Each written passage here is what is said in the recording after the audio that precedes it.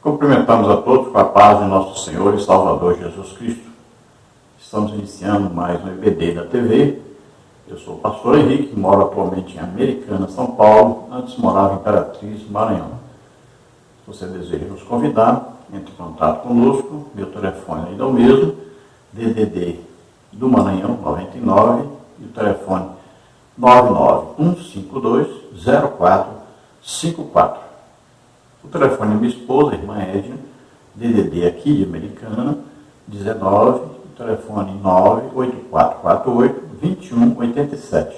Meu e-mail, Henrique LHAS, que são as iniciais do meu nome, henriquelhas@hotmail.com.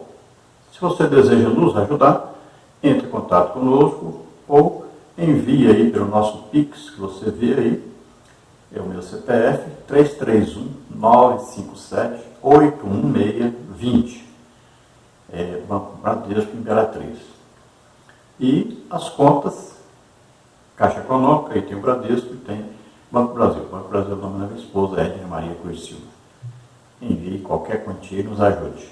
Vamos então à nossa lição. Nós estamos estudando neste trimestre, na revista da CPAD, com o tema A Supremacia das Escrituras, a inspirada, inerrante e infalível Palavra de Deus.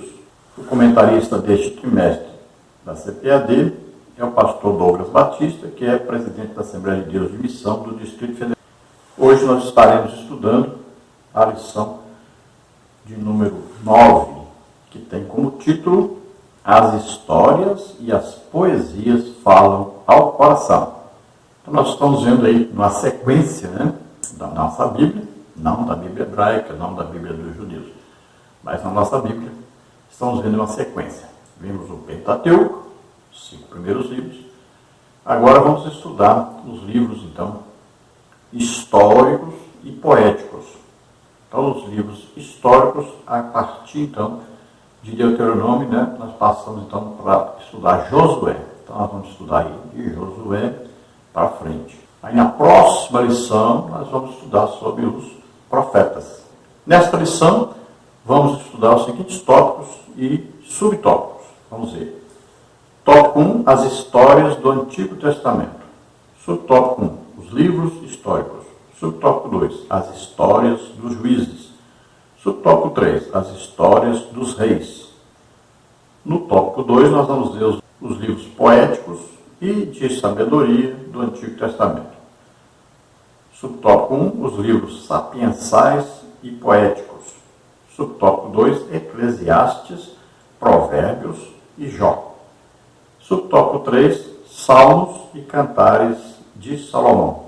No tópico 3 nós vamos ver uma mensagem ao coração. Subtópico 1, uma mensagem de soberania. Subtópico 2, uma mensagem de sabedoria. Subtópico 3, uma mensagem de adoração.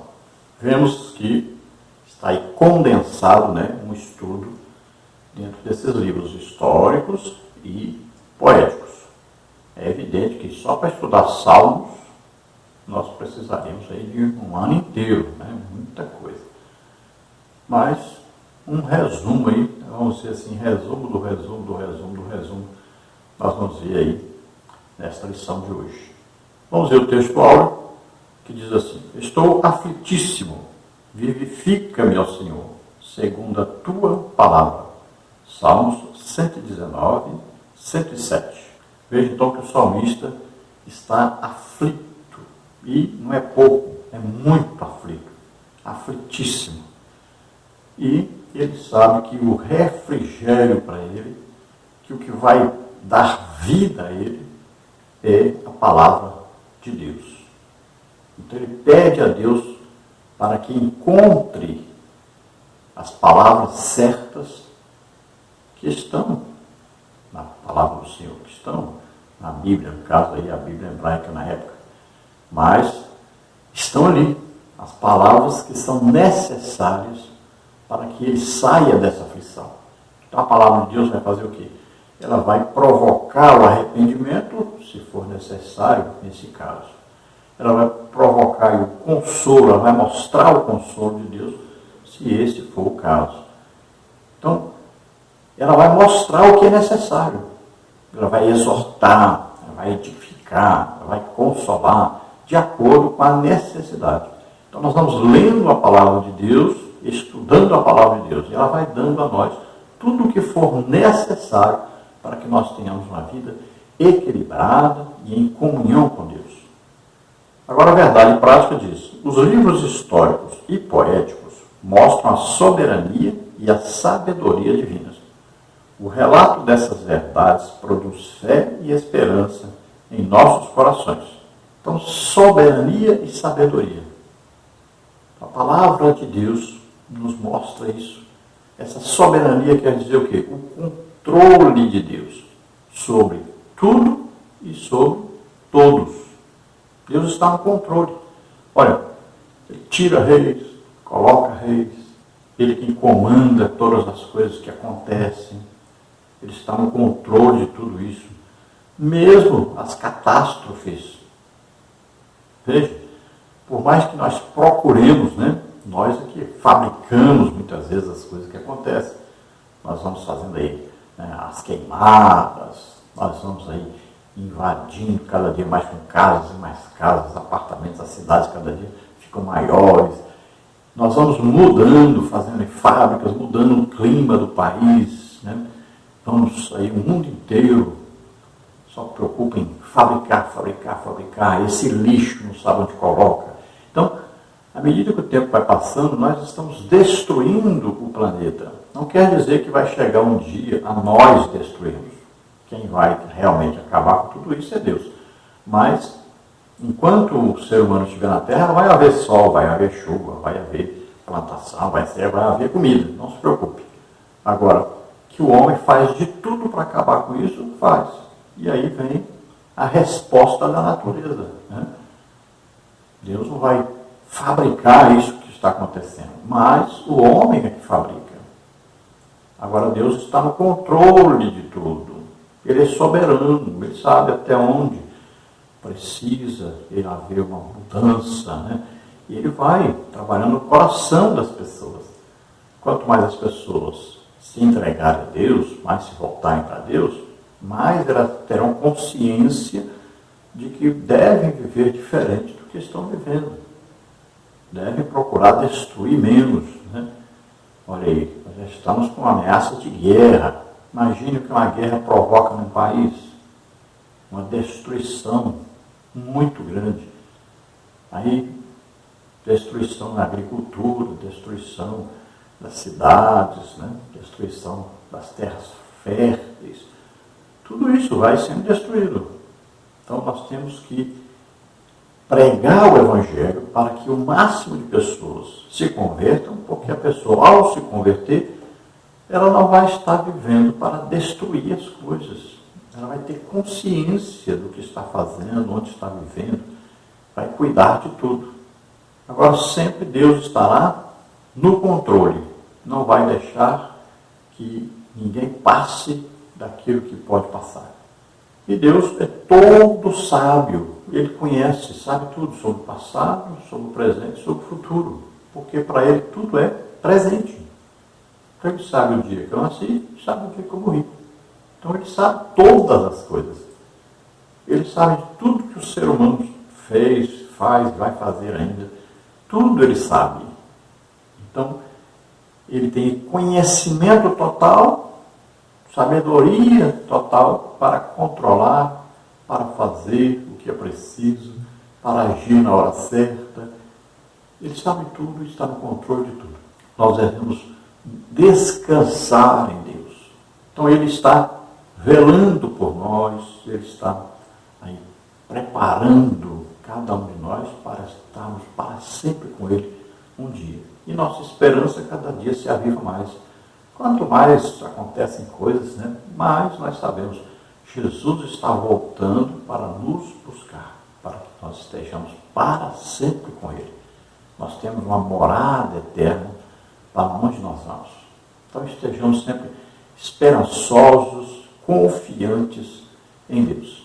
A leitura bíblica em classe está em Deuteronômio 6, de 20 a 25, Salmos 119, de 105 a 108, que diz assim, Deuteronômio 6.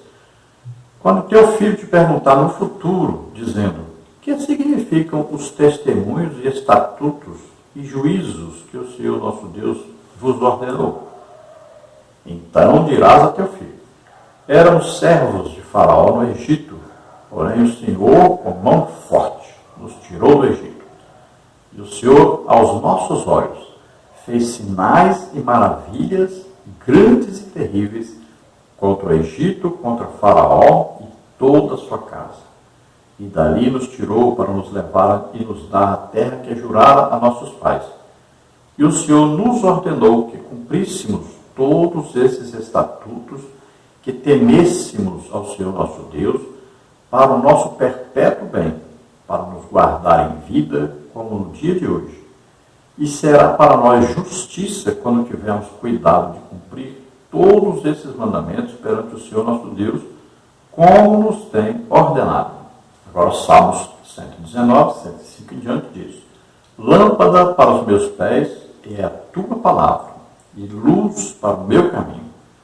Jurei e o cumprirei, que guardarei os teus justos juízos.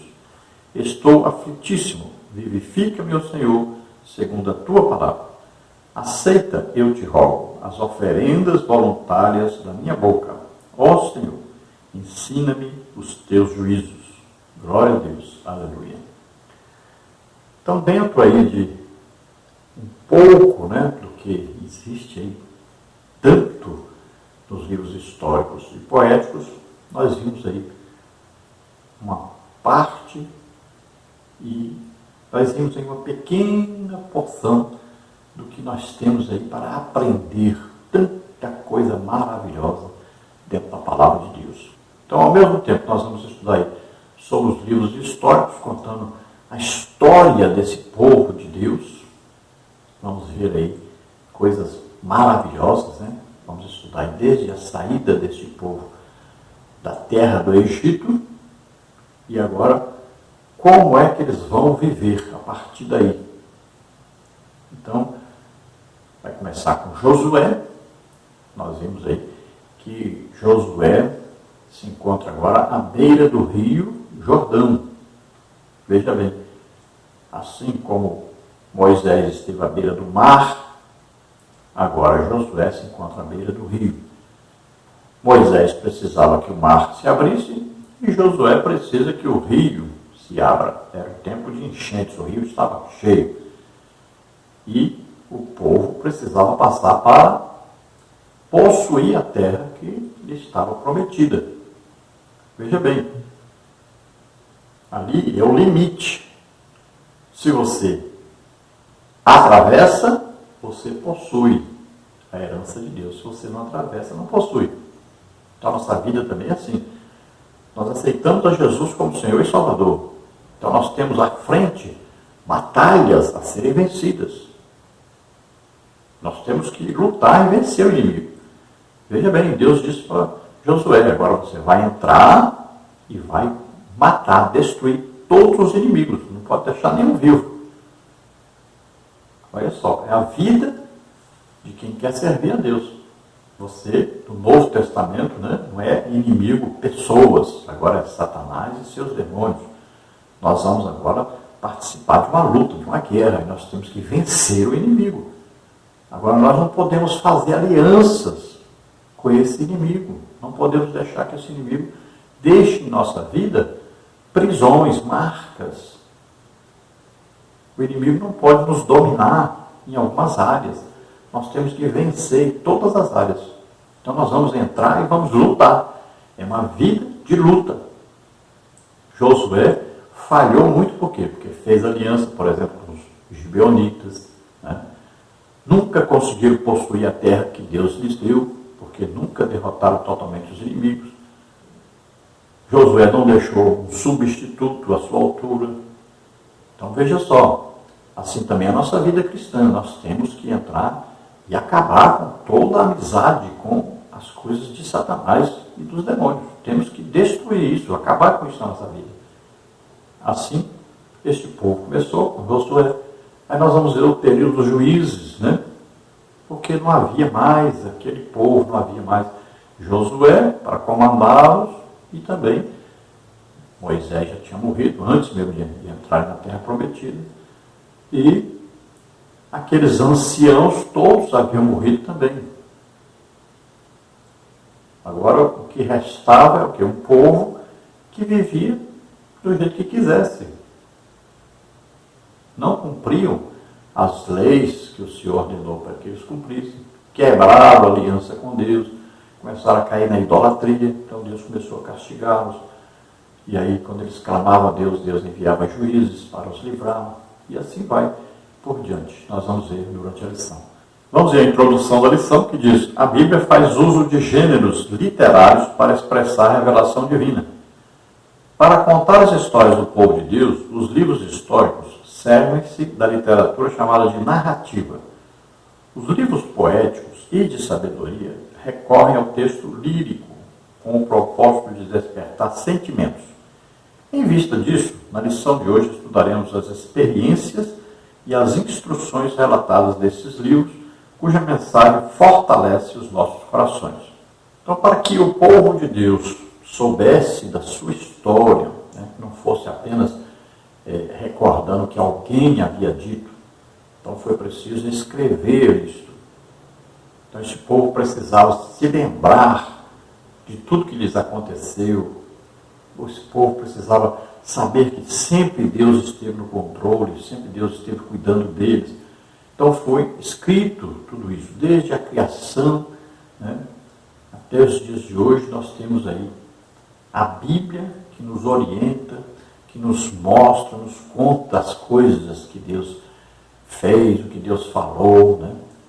Todas essas coisas estão registradas aí e servem então para nós sermos edificados, consolados, exortados. Serve para nós colocarmos como base para a nossa vida cristã. Não só teoricamente, mas também prática. Então, tudo foi escrito para o nosso proveito. E olha bem que as histórias, elas mexem com a gente. Elas fazem o quê? Elas fazem com que a gente grave essas coisas no nosso íntimo, no nosso coração. Quando o pai ou a mãe pega ali e conta uma história bíblica para a criança, olha, a criança vai aprendendo isso.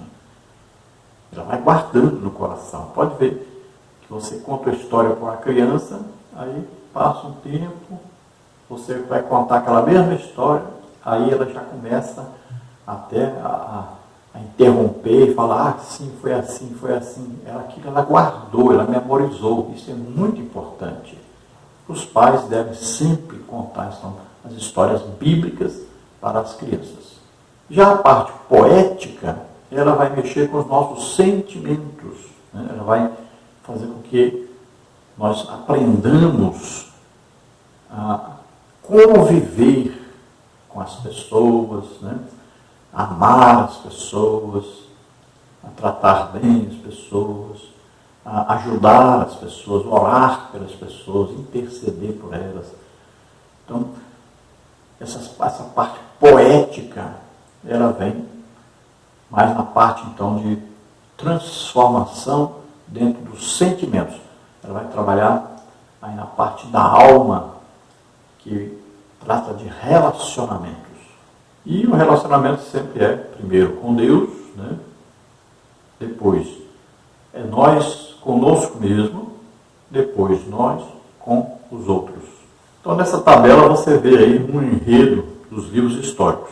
Olha aí, a entrada na Terra Prometida, Josué 3, aí vemos a fase aí dos juízes, Juízes de 1 a 21, vemos aí o avivamento através de Samuel, primeiro livro de Samuel 7, o pedido do povo por um rei, primeiro de Samuel 8, vemos aí o reino de Davi, segundo livro de Samuel de 1 a 24, depois vimos aí o Salomão e a divisão do reino, primeiro de Reis 9 até 12, aí vimos propriamente então a divisão do reino, segundo de Crônicas 10, vemos aí o cativeiro assírio, que é a parte norte de Israel, chamava Israel com a capital em Samaria, segundo o livro de Reis 17.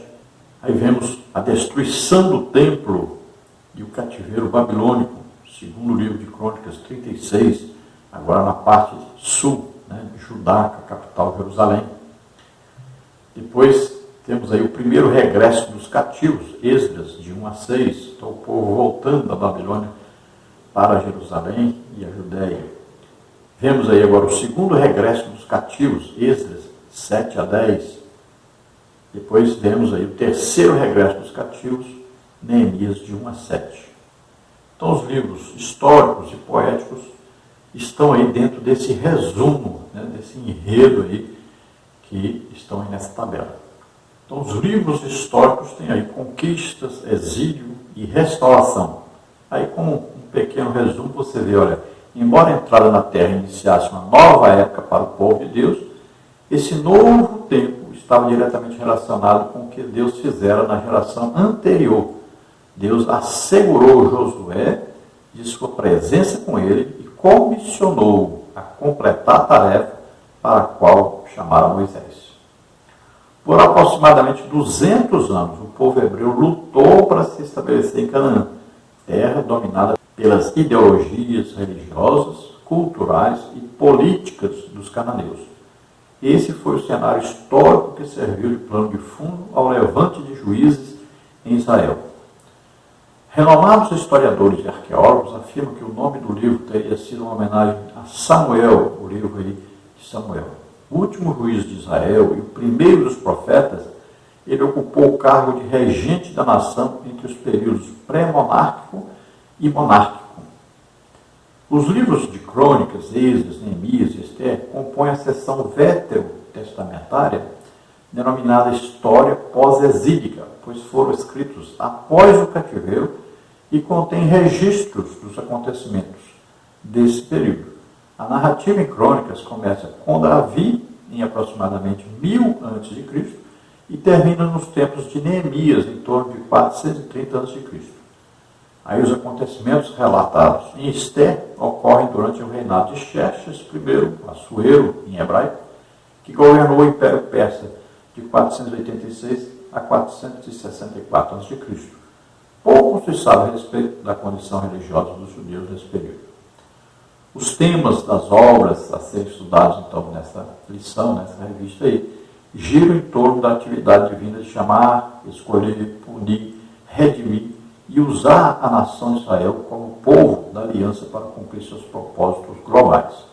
Nesse sentido, os livros não apenas contam a história da nação e do povo hebreu, mas também a história maior da graça redentora de Deus para com todos os povos. Por exemplo, Raabe, a cananeia, Ruth, a moabita, Naamã, o sírio. Em cada livro, as promessas da aliança de Deus são expressas em termos de bênçãos, julgamento, perdão, restauração e preservação. Então você viu aí um resumo geral, né, desses livros. Mas vamos a mais pormenores a partir de agora, seguindo aí a lição. Lembrando que essa lição nós temos aí escrita com bastante detalhes aí de cada livro, tá? Lá no nosso blog. Você vê aí o blog. E também as figuras ilustrativas. Todas essas figuras que nós usamos aqui estão aí também gratuitamente no blog. Aí mais quarta-feira, quinta-feira, nós colocamos também o slide sheet, né, que é aquele que você pega e transforma em PowerPoint. Também as lições nós vamos colocar em PDF. Se você quiser receber esse material toda semana, entre em contato conosco. Meu telefone está aí, 99951520454. Aí nós colocamos você em um grupo do WhatsApp, temos também o grupo no Telegram. Aí lá nós disponibilizamos esse material e alguns comentários que a gente vai fazendo durante a semana, nós disponibilizamos aí para você no WhatsApp ou no Telegram. Então você entra em contato e nós incluiremos você num desses grupos. Para você saber quais os juízes que estiveram no governo de Israel, então nós temos aí uma tabela também. Aí está dizendo, aí, primeiro aí Otniel, segundo aí Eude, terceiro aí Débora e Baraque, quarto Gideão, quinto Jefté e sexto Sansão. Lembrando que nós fazemos aqui os vídeos em 3 partes de aproximadamente 20 minutos cada um. E quarta-feira à noite, quinta-feira, nós já colocamos tudo num vídeo só, juntamos as partes. Então, você assista as 3 partes, depois aí no final de semana, né? Aí no sábado, assista o vídeo completo, leia os escritos, tá? Use essas figuras ilustrativas, esses slides para ministrar sua aula e você com certeza dará excelente aula. Vamos ver então nessa lição os seguintes tópicos, né? Primeiro tópico, as histórias do Antigo Testamento. No tópico 2, os livros poéticos, sabedoria do Antigo Testamento. E no tópico 3 nós vamos ver uma mensagem ao coração. Vamos iniciar então o tópico número 1, as histórias do Antigo Testamento. Subtópico 1, os livros históricos. Após a morte de Moisés, Deus chamou Josué para liderar o povo na conquista da terra prometida. Josué 1, 1 e 2. As gerações seguintes, para assegurar a herança, disputaram o espaço com outras nações. Os registros dessa experiência com Deus e da posse da terra são chamados de livros históricos. São um total de 12 volumes que retratam a história de Israel desde a entrada em Canaã, cerca de 1400 a.C., até o tempo de Esdras e Neemias, cerca de 400 anos a.C. Nesse período, Israel experimentou a providência, a proteção e o juízo divino. Esses relatos demonstram que Deus controla o curso da história. Josué 21, 45. Então vemos aí, esse período vai Josué, Juízes, Ruth, 1 de Samuel, 2 Samuel, 1 de Reis, 2 Reis, 1 de Crônicas, 2 de Crônicas, Esdras, Neemias e Esther. Todos esses livros são então os livros históricos. Então vem a morte de Moisés, né? Nós sabemos que Deus disse que ele não glorificou a Deus, porque a primeira vez, quando houve aquela falta de água, Deus disse, bata na rocha. A segunda vez, Deus disse, fale a rocha. Então, a primeira vez significa o quê? A lei, onde as coisas são literais. A segunda vez já é Novo Testamento, é a época da graça. Então, fale a rocha. Moisés, então, achou, né? Ele decidiu fazer do mesmo jeito que fez no princípio. Bateu na rocha. Então ele achou que tinha que bater de novo. Deu certo da primeira, vamos fazer igual da segunda. Mas não. Deus exigia que o servo obedecesse integralmente o que ele mandava. Ele mandou falar. Ele deveria ter falado e glorificado a Deus, mostrado, olha, a graça de Deus, a maravilhosa presença de Deus, o poder de Deus, olha o que Deus está fazendo, está nos dando água, glorificando a Deus, exaltando o nome de Deus diante do povo. Porque o povo já estava achando que era Moisés que estava fazendo as coisas. Então Deus agora quer que Moisés glorifique a Deus e que o povo glorifique a Deus, sabendo que ali é Deus que está fazendo. Então, veja bem, Moisés, 40 anos, foi criado como príncipe para ser um faraó. Depois passou 40 anos aprendendo a ser manso, humilde, para poder conduzir um povo rebelde até a terra prometida. Lá em Midian, né? 40 anos ali, aprendendo a cuidar de ovelhas, coisa dificílima, porque ele ia cuidar de um povo dificílimo. Aí depois ele passa 40 anos no deserto, conduzindo este povo até a terra prometida. E ali quando ele pensa que vai entrar, Deus o chama ao alto do monte, mostra a terra e diz, você não vai entrar. E nós sabemos que existe um motivo espiritual para isso. Moisés representa a lei. Sempre que você vê a lei de Moisés, né? Sempre Moisés representa a lei. E através da lei, ninguém entra na promessa de Deus. Ninguém entra na vida eterna. Ninguém é salvo pela lei. Pelo contrário, a lei condena para que a pessoa tenha necessidade do Salvador. E aí, ele vai buscar por Jesus. Então, veja só. Moisés não podia mesmo entrar. Se ele entra, Deus está dizendo, através da lei, você herda a promessa, você entra para a salvação, para a vida eterna. Então Moisés não entra por causa disso, existe um motivo então espiritual que não é explicado. Você tem que buscar, orar, né? E você entender isso, uma revelação que vem de Deus para você entender isso. Moisés representa a lei, e pela lei ninguém herda as promessas de Deus, ninguém entra na vida eterna através da lei. Então, Moisés morre, aí Josué vai assumir o lugar de Moisés, porque Moisés já estava treinando Josué. Então Josué agora entra, mas veja bem, ele tem um primeiro desafio, que é o Rio Jordão. Então Deus vai abrir as águas. Deus diz para ele, assim como foi com Moisés, eu vou ser contigo. Agora ele tinha que entrar e derrotar, destruir todos os moradores da terra. E a terra, então seria toda a terra prometida seria então do povo judeu, ou hebreu. Mas o que eles fizeram? Acabaram fazendo aliança com os povos que ali viviam, acabaram não lutando com vários povos que ali viviam, acabaram fazendo amizade com vários povos que ali haviam. Nunca possuíram a terra toda que Deus lhes deu. Essa terra será possuída por eles somente no milênio, com Jesus governando a terra. Aí sim, toda essa terra prometida será deles.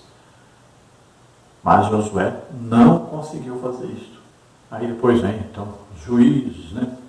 Aí vem todo o período dos reis e tudo. Mas nós vamos ver mais detalhes durante então a lição. O importante é você saber, então, que Moisés morre e Josué assume o seu lugar. Então, é a época das conquistas dessa terra prometida, lutas, muitas guerras, e depois, com a morte de Josué, vem a outra etapa, que é a dos juízes. E nós vamos ver que, devido a esse povo quebrar a aliança com Deus, cair na idolatria, Deus os castiga, né? E eles clamam, Deus perdoa, restaura a nação. E assim vai também durante o período dos reis, acontece a mesma coisa, até que vem o cativeiro assírio, que leva a parte norte, né? Porque o reino foi dividido, então leva a parte norte cativa, lá para perto da Assíria, distribui esse povo entre várias nações, coloca outros povos para morar ali. Depois vem o cativeiro babilônico, que é a parte sul, né? Judá, com a capital Jerusalém, que também são deportados para a Babilônia. Depois vem o período que eles voltam, né? Aí eles voltam para a terra, aos pouquinhos, pouca gente que volta, e eles vão reconstruir tudo, reconstruir toda essa nação. Então, esses 12 livros aí, que nós vamos ver, livros históricos, são um período de 1400 anos de história. Entra aí todo esse período desses livros aí, de Josué até Esther. Então, nós vamos ver sempre a providência de Deus, o cuidado de Deus com esse povo, e vamos ver que Deus sempre está aí no controle. Deus levanta até rei ímpio para trabalhar a favor desse povo. Subtópico 2, as histórias dos juízes. Depois de Josué, os juízes governaram Israel até o profeta Samuel, Atos 13 e 20. São cerca de 400 anos da história com a atuação de 12 líderes, Juízes 3, 11 até 16, 30. Nessa época, não havia rei em Israel, Juízes 18, 1. E cada um andava como queria, Juízes 21, 25. Por essa razão, a nação entrou em declínio espiritual e fez o que parecia mal aos olhos do Senhor. Juízes 3, 7. Como resultado, os israelitas foram subjugados pelas nações vizinhas. Juízes 3, 8, 12, 6, 1, 10, 7. Apesar disso, mediante o arrependimento do povo, Deus levantava libertadores para resgatar Israel da opressão. Juízes 3, 9, 15, 6, 7, 10, 10. Essas histórias apontam para a fidelidade e a misericórdia divinas. Segunda carta a Timóteo 2,13. Então, depois da morte de Josué, vem o período de juízes, que vai durar até, então, Samuel que assume o governo de Israel. Isso dá mais ou menos aí 400 anos. E nós temos nesse período aí 12 líderes. Vamos ver aí os principais. Olha aí, primeiro Otniel, segundo Eude, terceiro Débora e Baraque, quarto Gideão, quinto Jefté, sexto Sansão. Então veja que neste período aí eles já começam então na idolatria, começam a fazer amizade com os povos da terra e Deus vem sempre com castigo sobre eles, e eles clamam e Deus os livra, depois eles caem na idolatria de novo, né? Eles saem da comunhão com Deus, e Deus castiga-os de novo. Aí eles clamam a Deus de novo, Deus manda um juiz que os livra dos inimigos, eles têm um período de paz, sempre assim, vai se repetindo isso aí. Então veja que Deus sempre é fiel, espera sempre que eles clamem, que eles retornem, que eles se arrependam. Deus permanece fiel. Se arrepender, Deus está presente para ajudar. Deus é misericordioso, Deus é bondoso, amoroso. No subtópico 3 nós temos as histórias dos reis. Por volta do ano 1050 a.C., Deus constituiu Saul como rei de Israel. Primeiro livro de Samuel 8, 5, 9, 17. Porém Saul fracassou. 1 Samuel 16, 1. Então Davi foi escolhido e recebeu a promessa de um reino que não teria fim. 2 Samuel 7,16. Salomão lhe sucedeu, e após a sua morte o reino se dividiu, Israel no norte e Judá no sul. Ambos os reinos rebelaram-se contra Deus e foram para o exílio. Em 722 a.C., Israel foi conquistado pelos assírios. Em 586 a.C., Judá caiu diante da Babilônia. Contudo, em 539 a.C., cumprindo sua promessa, Deus restaurou o trono de Davi. E do reino de Judá, a esperança messiânica se cumpriu em Jesus. Lucas 1, 32, 33. Essas narrativas mostram que os planos do Senhor não podem ser frustrados. Jó 42, 2. Então, por volta do ano 1050, olha bem, o governo que Deus deseja é a teocracia. É o governo de Deus sobre a nação. Então, quem governava era Deus através do profeta Samuel. Mas o povo olhava para os povos vizinhos e queriam um rei como eles. Né? Sempre tinha um rei que é altão, bonito, bem vestido. E eles queriam um rei dessa maneira. Então Deus coloca Saul. Samuel ficou zangado quando o povo pediu. Mas foi falar com Deus e Deus disse, não se preocupem, que é porque eles não querem que eu governe sobre eles. Eles querem um rei como eles. Então Deus explicou claramente. Então não era desejo de Deus que eles tivessem reis, mas eles queriam. E Deus já havia dito que eles iriam pedir esse rei. Já estava escrito antes. Então, Deus concede o pedido deles. Escolhe Saul.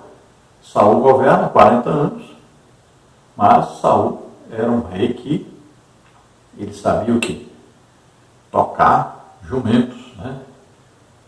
Empurrar, bater, jogar para lá. Era um rei irreverente, que acabou querendo assumir até o lugar de sacerdote, por causa de Samuel. Então Deus rejeitou Saul. E ele escolhe alguém que é um pastor de ovelhas, é aquele que anda na frente do povo, que guia o povo mansamente. Então ele escolhe Davi, um homem que, no seu tempo aí jovem, era um adorador a Deus, tocava harpa, adorava a Deus. Bem diferente dos musicistas de hoje, né? Aquele que toca um instrumento, ele deve tocar o povo, ele deve tocar o instrumento de maneira que o povo seja tocado. Então, ele vai tocar estando em jejum, em oração, estudando a Bíblia. Aí, quando ele toca o seu instrumento, os demônios correm, fogem, né? Doenças saem das pessoas, as pessoas se convertem. É assim. Então, aqueles que tocam o instrumento, que cantam, devem saber que eles devem tocar o povo, mas tocar o povo. É importante saber isso. E Davi era esse tipo, ele era um adorador, ele vivia em comunhão com Deus, íntima comunhão com Deus. Tanto é que Deus lhe capacitava sobrenaturalmente para vencer leão, vencer urso. Isso aí é o que? O poder do Espírito Santo que vinha sobre ele para fazer isso. Não era com a sua própria força que ele fazia isso. Então, Davi tinha comunhão com Deus, agradava a Deus. Era um homem segundo o coração de Deus. Não quer dizer que quando Davi continuou no seu reinado, ele continuou sendo um homem segundo o coração de Deus. Embora ele tivesse a capacidade de sempre se arrepender, né, pedir perdão e tudo. Mas ele não era mais um homem segundo o coração de Deus daí para frente. Mas, nesse período era, período de juventude. Né? Então ele era um homem consagrado realmente a Deus. E ele tinha um pormenor interessante, ele respeitava muito a unção de Deus. Veja só, Saul o perseguiu, queria matá-lo de toda maneira, tentou matá-lo, mas mesmo Davi tendo oportunidades de matar Saul, ele não matou. Por quê? Porque ele respeitava a unção de Deus que estava sobre Saul. Nós hoje temos esse problema difícil. As pessoas não respeitam mais a unção de Deus que existe sobre as pessoas. Não tem consideração pela unção de Deus. Muitas vezes tem aí irmãos se tratando como inimigos. Então Davi reina, aí vem depois de Davi o seu filho Salomão. Olha, Salomão não foi um rei que agradou a Deus. No início sim, mas juntou para si o que Deus disse para não juntar: várias mulheres e muita riqueza. E Deus disse que o rei não podia fazer isso. Estava escrito na palavra de Deus. E veja só, um homem com 1000 mulheres que só teve um filho. Impressionante isso. Por quê? Porque Deus não deixou ele ter mais filhos. Porque eles não seriam boas pessoas. Tanto é que o único filho de Salomão, o Roboão, vai começar a reinar. E ele divide o reino. Ele faz com que Deus rasgue o reino. Por quê? Ficou 2 tribos, parte de baixo, Judá, território de Judá, capital Jerusalém. E as outras 10 tribos ficaram no reino do norte, chamado Israel, capital Samaria. Reino do sul, Judá, capital Jerusalém. Então o reino foi dividido pelo filho aí de Davi, por causa da sua ação maligna. Já começou logo não ouvindo o conselho dos idosos e ouvindo o conselho dos seus amigos, dos jovens. Então o reino foi dividido. Aí nós vamos ver então a história dos reis. Os reis do sul, alguns foram bons, e no reino do norte, nenhum prestou. Todos foram infiéis. O reino do norte então é invadido pela Síria, que leva os cativos, e espalha esse povo por várias nações, e coloca um povo que não é judeu, nem descendente judeu, para ocupar a parte norte ali, então, de Israel. Depois vem o cativeiro babilônico, Nabucodonosor, que vem para invadir a parte sul, Judá, destrói Jerusalém, leva os cativos para a Babilônia. Então veja, tudo isso aconteceu devido ao quê? À idolatria, devido à desobediência a Deus, devido a quebrar a aliança com Deus. Então esse povo vai viver na Babilônia até que se cumpra então 70 anos para que eles passassem ali no cativeiro babilônico. Então durante 70 anos estiveram ali longe da sua terra. E Deus, cumprindo a aliança que tinha com Davi, sempre ter sobre Israel um rei descendente de Davi, então retorna esse povo. E aí vem então a restauração da nação. E até chegar o tempo que Jesus vem, e eles já estão dominados pelo Império Romano. Agora o reino prometido por Deus, que vai se cumprir cabalmente, será só no milênio, com Jesus mesmo governando sobre Israel, e toda a terra prometida pertencerá novamente aos judeus. No tópico 2 nós temos os livros poéticos e de sabedoria do Antigo Testamento. Subtópico 1, os livros sapiensais e poéticos. 5 livros do Antigo Testamento são chamados de escritos sapiensais e poéticos, porque ensinam a sabedoria por meio da poesia ou da prosa. São eles Jó, Salmos, Provérbios, Eclesiastes e Cantares de Salomão. Eclesiastes foi escrito quase todo em prosa e os outros livros foram redigidos, em sua maioria, em forma de poesia. De modo geral, a prosa retrata o modo como normalmente falamos, e a poesia expressa sentimentos e pensamentos mediante versos que atingem o intelecto e as emoções. Na Bíblia, esse gênero literário trata da aplicação da verdade divina à experiência humana, refere-se à sabedoria prática mais do que teórica, como está em Jó 28:28, Salmos 19:7, Provérbios 23:12, Eclesiastes 7:12 e Cantares 8:7.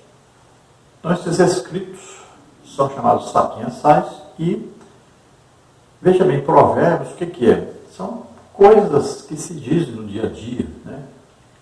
São aqueles ditados famosos, né? Sempre tem aqueles ditados. Minha mãe, por exemplo, tem um ditado nisso. Diga-me com quem tu andas, que eu te direi quem tu és. Olha só. São ditados. E dentro do povo de Deus haviam ditados, sempre baseados na palavra de Deus. Então nós vamos ver que o livro de Provérbios é uma coletânea de ditados, né, de conselhos. Né? E então é importante ler com a família Provérbios, aí são 31 provérbios, um por dia durante o mês, olha só. É importantíssimo para a família. Ali existem vários conselhos práticos que você vai ouvir, que deve colocar em prática na sua vida. São considerados, então, os ditados, né? Ditados populares, sempre baseados na palavra de Deus. Então, tome cuidado que tem que ser baseado na palavra de Deus. Vemos aí Eclesiastes, né? Um livro de experiência de Salomão. Ele vai contar a sua experiência desde o tempo que tinha aquela íntima comunhão com Deus até se desviar dos caminhos do Senhor, indo após as suas mulheres na idolatria. Ele vai falar então da sabedoria que Deus lhe deu e vai falar dessa tragédia que foi sua vida. E no final da sua vida, ele vai dizer como está o final da sua vida, que ele se arrepende de tudo que fez, e ele olhando para trás, ele diz que a única coisa que importa realmente é temer a Deus, guardar os seus mandamentos, obedecer a Deus, viver em comunhão com Deus. Isso é que é importante realmente. Vemos o livro de Jó, ensinando aí, né, sobre o que Jó passou. Jó tinha uma família, os filhos não prestavam, viviam de festa em festa. Jó, quando falava que eu fazia festa, Jó já começava a orar e apresentar sacrifício a Deus, fazendo de tudo para que não perdesse aqueles filhos. A esposa de Jó não era uma crente mesmo, mas uma mulher muito fiel. Tanto é que permaneceu sendo fiel a ele, mesmo ele estando doente, mesmo ele estando pobre, mesmo morrendo os filhos, mas ela nunca colocou a culpa em Jó, nunca condenou Jó. Apenas era uma mulher que não tinha tanta fé em Deus como tinha Jó. Sabemos que aí quem colocou a doença em Jó foi Satanás, não foi Deus. Veja bem, Deus aproveitou a chance, a oportunidade, porque ele queria abençoar Jó. Deus deu testemunho de Jó. Era um homem íntegro. Era um homem que vivia diferente dos outros. Ele queria conhecer a Deus, ele não conhecia Deus ainda. Mas ele era um homem tremendamente religioso. Assim como nós vemos no Novo Testamento, o Cornélio era um homem tremendamente religioso, mas que ainda não era salvo, não conhecia ainda Deus. E Deus providenciou para que ele fosse salvo. Assim também Jó era um homem temente a Deus, acreditava em Deus, mas não conhecia Deus. E Deus aproveitou a chance, então, para que ele conhecesse a Deus e fosse abençoado. Tanto é que no final nós vamos ver que Jó é tremendamente abençoado, com filhos melhores e com a riqueza em dobro do que ele tinha antes. Então ele foi tremendamente abençoado e ainda teve a coisa melhor e principal. Ele conheceu Deus pessoalmente, que era o desejo que ele tinha grande de conhecer a Deus. E ele realmente conheceu Deus pessoalmente.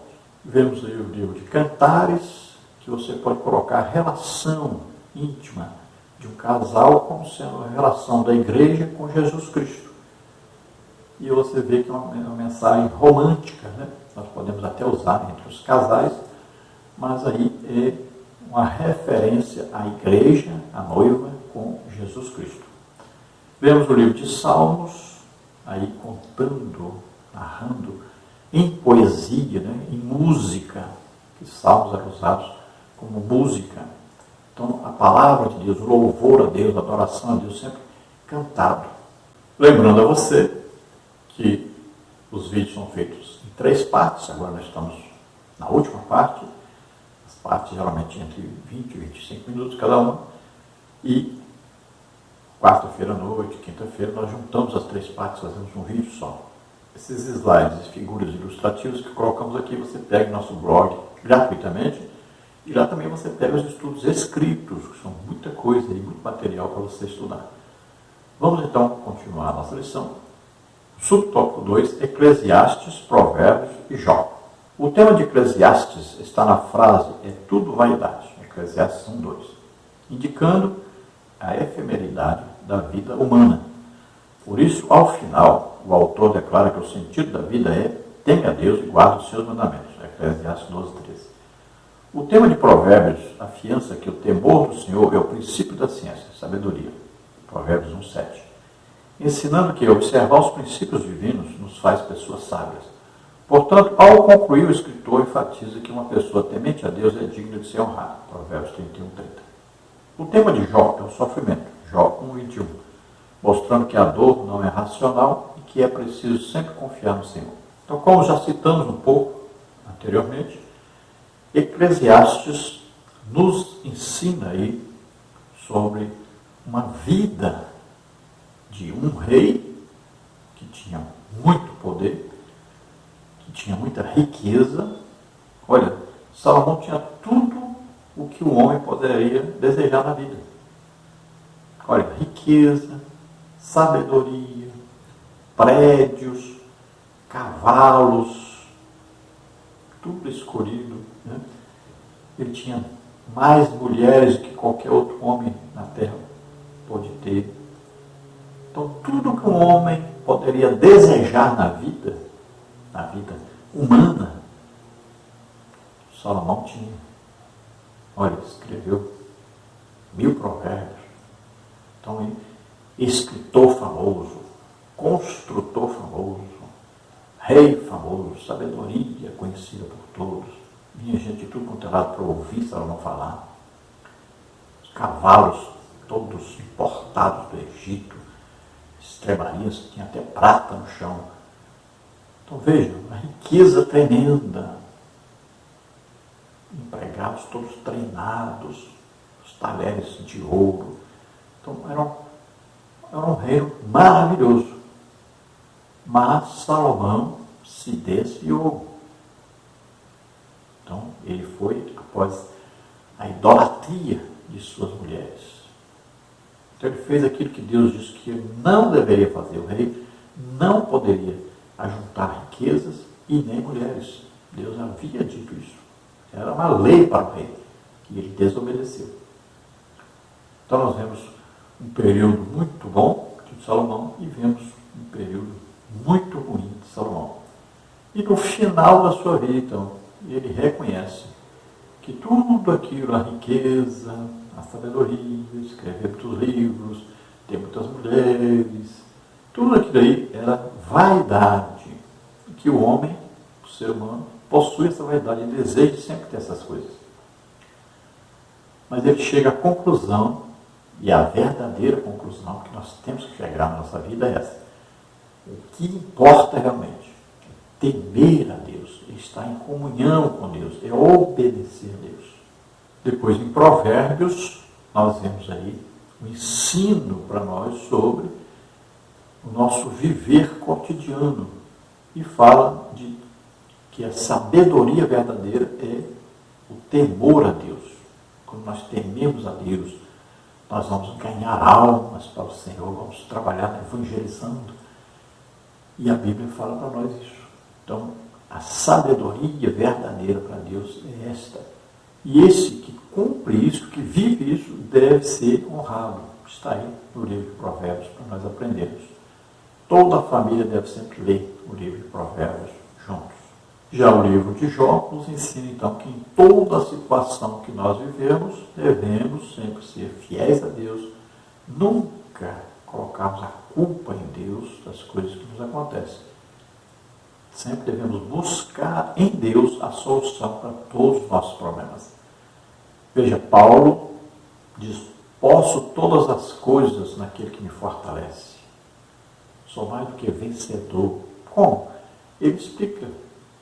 Depois de falar sobre o quê? Sobre os jejuns, sobre os açoites, sobre as prisões, sobre chegar até ser considerado morto, depois de falar sobre todos os problemas que enfrentou, passar fome, sede, perseguição, tudo isso, aí ele diz, pode passar por todas as coisas estando em comunhão com Deus. E passa por todas as coisas, aí achando que tudo isso é passageiro e que Deus está no controle e que Deus vai arrumar a solução. Então, nós devemos aprender, tanto com Jó quanto com Paulo, sobre passar pelas situações difíceis, sempre em comunhão com Deus. Subtópico 3, Salmos e Cantares de Salomão. Salmos em hebraico significa louvor e sinaliza que a mensagem principal do livro é louvor, oração e adoração. Também é um livro de instrução, porque nos mostra como servir ao Senhor. E ainda fala profeticamente acerca do Messias. Nesses aspectos, considera-se como verso-chave o Salmo 29, 2. Dai ao Senhor a glória devida ao seu nome, adorai o Senhor na beleza da sua santidade. O livro de Cantares ilustra o compromisso, a intimidade e o amor que deve existir no casamento. Refere-se ao plano original de Deus acerca do relacionamento conjugal. O versículo-chave sintetiza o ideal da fidelidade entre o marido e a sua mulher. Eu sou do meu amado e o meu amado é meu. Cantares 6:3. Então, Salmos quer dizer louvor. Todas as músicas cantadas pelo povo judeu sempre estavam baseadas nos Salmos. Os Salmos foram criados para isso, para serem usados como música. São letras das músicas. Sempre fazendo o quê? Louvando a Deus. Aí, sempre louvar o que é? É agradecer a Deus pelos seus feitos. Então, é reconhecer os feitos de Deus em nossa vida. Também os salmos funcionam como uma oração. Muitas vezes nós oramos o que está escrito nos salmos, porque aí existe oração. E principal em salmos é aprender sobre a adoração. Nós adoramos a Deus pelo que Ele é, não é pelo que Ele faz, é pelo que Ele é. Então Deus, onipresente, onisciente, onipotente, Deus é amor. Então, é adorar a Deus pelo que Ele é. Isso é importantíssimo. Nós podemos começar orando, aí passamos a louvar e, por último, na perfeição da nossa oração, chegamos à adoração. Lembrando que louvar a Deus até os animais louvam. Diz a Bíblia. As baleias, louva o Senhor. Então qualquer pessoa pode louvar a Deus. Agora, adorar a Deus, Jesus ensinou, Deus procura os adoradores, os verdadeiros adoradores que adoram o Pai em espírito e em verdade. Coloque esse espírito em letra maiúscula, em união com o Espírito Santo, essa adoração. Só pode adorar a Deus quem é nascido de novo, quem tem o Espírito Santo. Então nós chegamos à presença de Deus, através do Espírito Santo. Então, a adoração, Jesus diz que Deus procura aqueles que adoram. Deus está procurando os adoradores. Agora, devem adorar a Deus em espírito, em união ao Espírito Santo, né, em santidade e em verdade, ou seja, com a palavra de Deus controlando isso, orientando isso, sempre de acordo com a palavra de Deus. Já o livro, então, de Cantares vem orientando a relação entre o esposo e a esposa e tem o sentido espiritual sempre do relacionamento entre a igreja, a noiva, e Jesus Cristo, o noivo. Então, ali existe o casamento, né? Isso vai se realizar nas bodas do Cordeiro, lá no céu. Aqui na terra estará acontecendo a grande tribulação. No céu temos primeiro o tribunal de Cristo, depois as bodas do Cordeiro. Então, veja bem que Cantares vai nos levar a conhecer mais sobre a intimidade de um casal, o relacionamento do casal, mas sempre pensando espiritualmente na relação entre a igreja e Jesus Cristo. No tópico 3 nós temos uma mensagem ao coração. Subtópico 1, uma mensagem de soberania. A Bíblia descreve o que Deus fez na vida das pessoas e por meio delas. Por exemplo, Deus conduziu Josué na travessia do Jordão, Josué 3,13. O feito favoreceu o acesso à terra prometida, Josué 5,1. Deus levantou nações para punir a rebeldia de seu povo e ainda proveu o meio de escape, a fim de evitar a extinção da nação eleita, Romanos 9,29. Ele resgatou da Babilônia o remanescente conforme a promessa feita a Davi, Êxodo 9,13. Foi ele que conservou a nação de Judá e assim preparou o caminho para a vinda do Messias prometido, Atos 13, 17 a 23. Assim sendo, nosso coração deve se aquietar, porque Deus é soberano, Ele age na história e nada acontece fora da sua vontade. Mateus 10, 29 e 30. Então devemos ter sempre em mente essa soberania de Deus, que é o quê? É o controle de Deus sobre tudo e sobre todos. Ele está sempre no controle. Ele vê tudo, sabe, com a sua presciência, ele sabe o futuro, sabe tudo o que vai acontecer. Então, muitas vezes o que? Ele vai dizer antes o que vai acontecer depois. Muitas vezes Deus faz isso. Ele revela o futuro. Ele revela passado, presente e futuro. Porque para ele tudo é presente.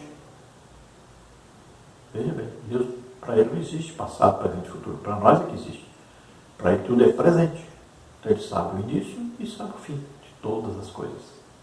Então, confiemos mais em Deus, sabendo que Ele está no controle. Entrega o teu caminho ao Senhor, confia nele. E o mais Ele fará. Não é? Se Ele cuida de passarinhos, cuida de lírio no campo, imagine, nossa roupa, nosso alimento, Ele tem um cuidado conosco. Deus nos ama, realmente. Então, acredite em Deus, deposite mais confiança em Deus. Tenha certeza, Ele está no controle de tudo. Nada acontece que não seja da permissão de Deus. Subtópico 2, uma mensagem de sabedoria. Deus é a fonte da sabedoria, Provérbios 2,6. E o propósito da sabedoria é agradar a Deus, Provérbios 3,5. Desse modo, todo o conselho prático está subordinado à soberania divina. Dentre eles, citamos andar retamente, Provérbios 2,7, fugir da luxúria, Provérbios 2,16, não ser preguiçoso, Provérbios 6,6, manter boa reputação, Provérbios 22,1, tomar cuidado no falar, Eclesiastes 5,2, não confiar no dinheiro, Eclesiastes 5,10, viver com alegria, Eclesiastes 9,7, remir o tempo, Eclesiastes 12,1, manter a integridade, Jó 1,22, aceitar a repreensão, Jó 5,17, confiar no Senhor, Jó 19,25, desfrutar do verdadeiro amor, Cantares 8,7. No entanto, essas ações não devem ser observadas de forma legalista. Elas devem ser o resultado do toque divino no coração humano. Provérbios 4,23. Então Deus é a fonte da sabedoria. Tiago diz, quem tem necessidade, desejo de adquirir sabedoria, peça a Deus que Ele dá a todos. Ele não olha quem é a pessoa, mas o que a pessoa está pedindo. Né? Salomão pediu sabedoria e Deus lhe deu a sabedoria para governar, né? A sabedoria para cuidar do povo de Israel. E nós devemos pedir a Deus sabedoria para que nós possamos ser instrumentos de Deus para a salvação das pessoas. Então Deus vai nos conceder essa sabedoria, essa inteligência espiritual, vai nos conceder maneiras de podermos evangelizar, de podermos conviver uns com os outros, com a igreja, com o mundo, né? porque nós estamos no mundo. Deus não vai nos tirar do mundo agora, vai ser no arrebatamento. Mas enquanto estivermos aqui, Deus vai querer que nós ganhemos almas, que nós produzamos no reino espiritual, o reino de Deus, trazendo as pessoas, tirando as pessoas do reino de Satanás e trazendo para o reino de Deus. Então, devemos usar toda a sabedoria que Deus nos concede para trabalharmos para Deus, para fazermos uma grande obra para Deus, para que haja muita salvação de almas. Aí, precisamos de muita sabedoria para ganharmos não só as pessoas mais ricas, né? Mas todas as pessoas, atingindo até o mais pobre que existe. Então, todos precisam ouvir a palavra de Deus, todos precisam de salvação. Subtópico 3, uma mensagem de adoração. Os salmos possuem a peculiaridade de expressar as mais profundas emoções do coração humano, tais como medo, angústia e tristeza, Salmo 116, 3. Força, segurança e alegria, Salmo 118, 14. Também reflete o ideal vivendo da espiritualidade e adoração. Entre outros retratos da vida espiritual, destacam-se o coração que confia, Salmo 3:3, o coração contrito, Salmos 6:1, o coração que glorifica, Salmos 8:1, o coração agradecido, Salmos 31, e o coração arrependido, Salmos 51:1. A fim de manter a verdadeira adoração em todas as circunstâncias da vida, o salmista descreveu a conduta por ele adotada. Escondi a tua palavra no meu coração, para eu não pecar contra ti. Salmos 119:11. Então vemos que para haver adoração é preciso haver santificação. É preciso haver comunhão com Deus. Então nós temos que lutar contra o pecado. E sempre confiando em Deus, sempre tendo esperança aí no arrebatamento, né? Esperando todo dia, todo tempo, esperando que Jesus está voltando para nos buscar. Então, nós devemos manter a nossa vida em íntima comunhão com Deus, em adoração a Deus, sempre pelo que Deus é. Deus deve ser para nós o Pai, cheio de amor, de misericórdia, aquele que está providenciando todas as coisas para nós, aquele que está no controle de tudo, aquele que conhece nossos pensamentos, intenções. Então, aquele que está vendo, está ali todo o tempo, vendo, escutando e controlando toda a nossa vida. Tenha sempre essa comunhão com Deus, essa intimidade com Deus. Sempre busque adorar a Deus, sempre busque a presença de Deus. Isso é muito importante. Conclusão. A experiência do povo de Deus na conquista e posse da terra prometida aponta para a soberania divina. O texto bíblico em prosa e poesia revela a sabedoria divina, que deve ser aplicada em nosso viver diário. Essa mensagem alegra o nosso coração, serve de bom remédio e conserva saudável o nosso espírito, alma e corpo. Provérbios 17:22. Então nós vemos aí a conquista da terra prometida, nós vamos ver que Deus está sempre ali orientando o povo, está protegendo esse povo e está guardando esse povo, está sempre orientando esse povo como caminhar e vai fazendo sinais, prodígios, maravilhas, sempre Deus está ali presente, mostrando que está presente. Vemos a sabedoria de Deus manifesta, né? Aí nos Salmos, nos Provérbios, vemos aí Deus mostrando a sua sabedoria através também de outros livros, tanto os livros históricos como os poéticos, e vamos ver na próxima lição aí os livros dos profetas, né? Então, toda a Bíblia, tanto lá também no Pentateuco como no Novo Testamento, tudo Deus vai mostrando a sua sabedoria, vai revelando para nós que Ele sabe todas as coisas e que Ele pode dar a nós capacitação para prosseguirmos e fazermos realmente o que Ele deseja, que é a obra de Deus na terra. Então, através aí dos salmos, né, através da leitura, da orientação bíblica, nós vamos sendo edificados, consolados, exortados, tanto na parte aí do corpo, como da alma, como do espírito. Prossigamos sempre lendo e estudando a palavra de Deus. Nós vamos sempre crescendo na graça e no conhecimento de Deus. Vamos orar agora. Se você deseja entregar sua vida para Deus, é a sua oportunidade. Aceite agora que Jesus Cristo, Filho de Deus, veio à terra, nasceu como homem, viveu como homem, levou sobre ele nossos pecados, doenças, enfermidades, e foi pregado na cruz e ressuscitou o terceiro dia. Está hoje à direita do Pai, onde intercede por nós.